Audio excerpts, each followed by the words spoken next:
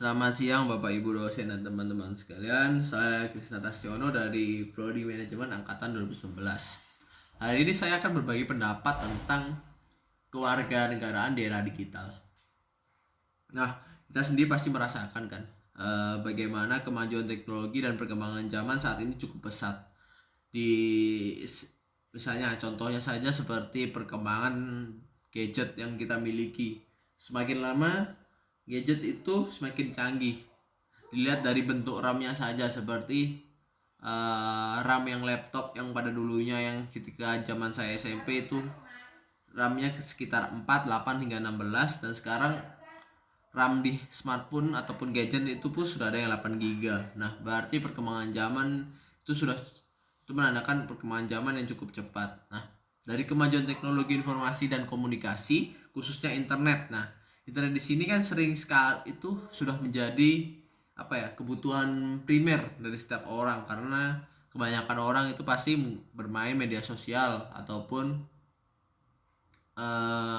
bekerjanya juga melalui media sosial ataupun butuh jaringan internet setidaknya. Nah, internet di sini sendiri sekarang sudah memudahkan kita untuk beraktivitas kewarganegaraan.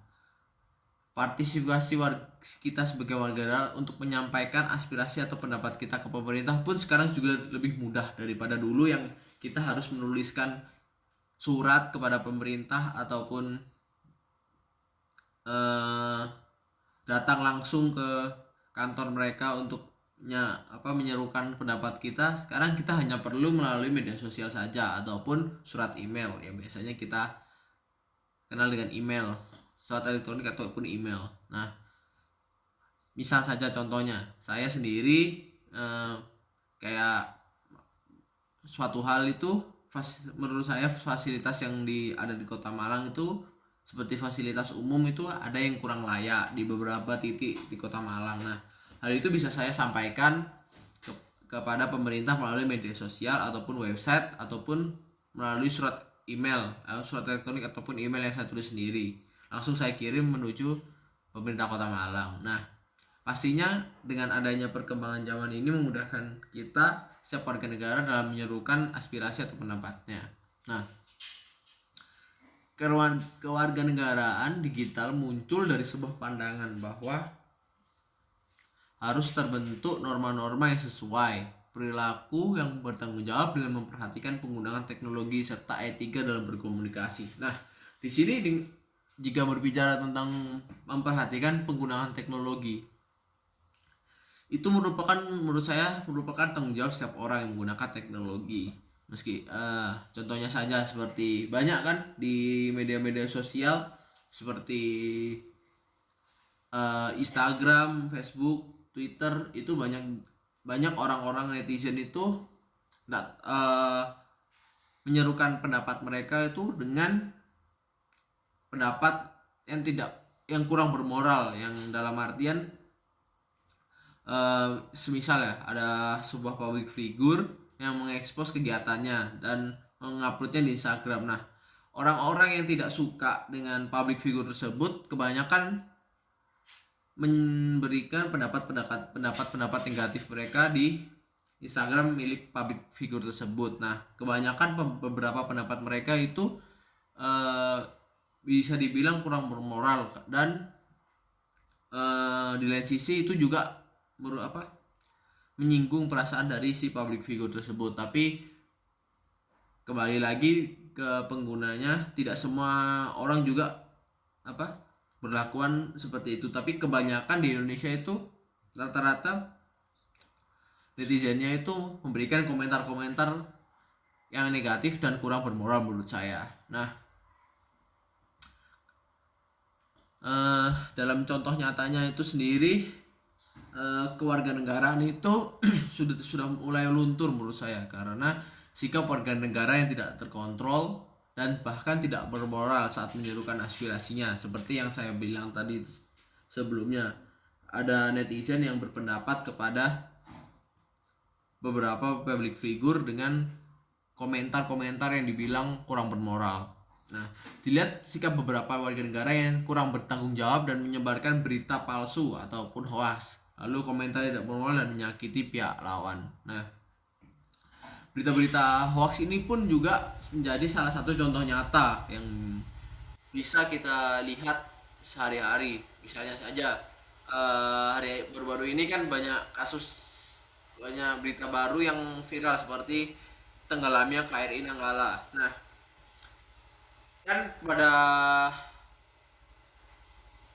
sumbernya yang asli menurut TNI Angkatan Laut, mereka masih mengidentifikasi kenapa KRI Nanggala itu dapat tenggelam ataupun mengalami kecelakaan. Nah, hal itu belum dipastikan dari mereka bahwa mereka sudah mengetahui penyebab dari tenggelamnya KRI Nanggala. Nah, tetapi kalau kita lihat di YouTube ataupun di beberapa media sosial seperti Instagram itu banyak beberapa orang orang-orang itu kayak berita-berita datang itu seperti inilah penyebab KRI Nanggala tenggelam. Lalu ada juga yang membelikan, ada juga yang berita yang saya dengar itu ada dalang di balik tenggelamnya KRI Nanggala. Terus berikut adalah alasan-alasan kenapa KRI Nanggala itu tenggelam. Nah, banyak dari mereka itu berita-berita hoax tersebut sudah menguraikan alasan-alasan menurut mereka sendiri, yang dimana hal itu belum pasti keadaannya. Nah, hal itu bisa membahayakan para warga negara kita yang dibilang kurang update tentang teknologi dan zaman-zaman yang sudah berkembang sekarang. Nah, maka dari itu dengan adanya berita-berita hoax ini pun juga dapat mengancam keutuhan dan kedamaian negara kita, yaitu negara Indonesia. Karena dengan banyaknya berita hoax seperti, anggap saja sekarang kan sedang COVID, sedang gencar kan, lalu vaksin juga. Nah, banyak juga berita bersebaran tentang bahwa vaksin tersebut katanya memiliki dampak buruk hingga yang dampak fatalnya mengalami kematian. Memang ada beberapa berita yang benar, seperti satu kasus yang saya baca kemarin, ada seorang pemuda di Jakarta, dia itu mengalami kematian setelah disuntik vaksin. Ada kemarin itu saya lupa vaksinnya apa ya, tapi itu seorang pemuda umur 21 tahun di Jakarta, itu dia meninggal karena setelah divaksin darahnya itu mengalami penggumpalan atau pembekuan. Nah, ataupun enggak, hal itu masih belum dipastikan. Nah, tetapi dari judul beritanya saja itu sudah membuat orang, kalau tidak membaca lebih dalam dari beritanya, itu sudah mereka beranggapan, oh, vaksin ini nggak bagus buat kita karena vaksin ini bisa buat kita mati. Nah, bukannya harusnya vaksin itu membuat kita lebih kuat, malah justru buat kita mendekat ke arah kematian.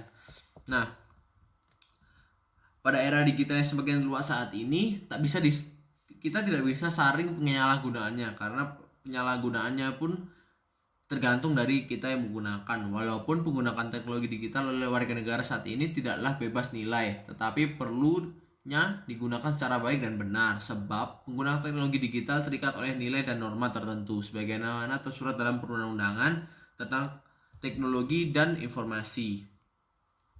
Nah, di samping penyalahgunaan dalam penggunaan teknologi, namun masih banyak manfaat-manfaat yang terdapat dalam teknologi informasi dan komunikasi. Anggap saja seperti dalam kita kegiatan belajar mengajar, kita dapat informasi-informasi baru dari internet. Lalu kita dapat cara belajar baru dari internet, seperti belajar dari YouTube ataupun aplikasi lain seperti Ruang Guru dan lain-lain. Nah, sebagai warga negara, kita perlu bijak dalam penggunaannya dan menggunakan dengan cara yang benar dan berpikir lebih kritis dalam menerima info-info untuk mencegah terjadinya kita termakan hoax yang menyebabkan hoax tersebut semakin meluas yang bisa mengancam keutuhan negara Indonesia ataupun menyebabkan disintegrasi di Indonesia, di negara cinta ini.